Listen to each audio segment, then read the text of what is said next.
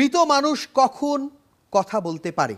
সবাই আপনার সঙ্গে ছবি তুলে, তো কি মনে করে তুলে? আপনার কি মনে হয় যে সিনেমাতে নায়করা অনেককে বিপদের হাত থেকে বাঁচায়, বাস্তব অর্থে বাঁচাও বাঁচাও বলে আপনি জনকে বাঁচিয়েছেন? অনেক কিছু জানার আছে, একটু প্রশ্ন করতে চাই। মৃত মানুষ কখন কথা বলতে পারে? যখন মরার ভান করে কিন্তু মরে নাই তখন? কারো নাম যদি হয় মৃত তখন? নাকি চিত্রনায়িকা বর্ষার সামনে এসে প্রশ্ন করলে? মৃত মানুষকে কখনো কথা বলতে দেখেছো? ডায়লগটা ছিল এটা, আমার মনে আছে। মানুষ যখন অনেক দুঃখ পেয়ে যখন পাথর হয়ে যায়, মানুষ বলে না, জি, তখন নিজেকে মৃত মনে হয়। এটা একটা। আরেকটা আপনি বলেছেন যে আর মৃতর ভান করে থাকলে কথা বলা যায়, সেটা তো হয়।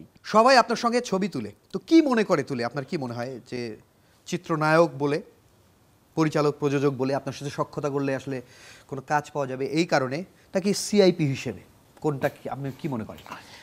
যেটা বাস্তবতা, নায়ক বলে। নায়ক বলে। সিনেমাতে নায়করা অনেককে বিপদের হাত থেকে বাঁচায়, নায়িকা যখন বাঁচাও বাঁচাও বলে বাঁচায়।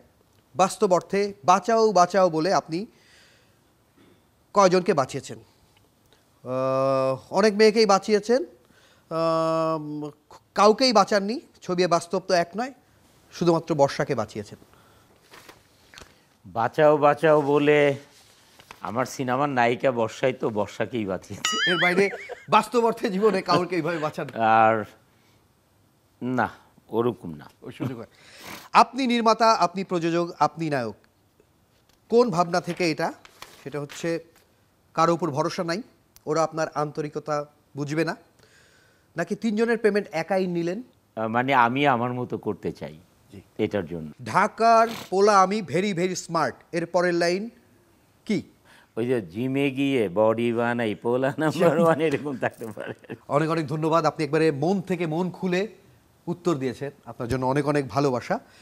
একবারে শেষ পর্যায়ে চলে এসেছি, আপনি আমাদের অনুষ্ঠানে এসেছেন, আপনার অনেক ভক্ত আছে।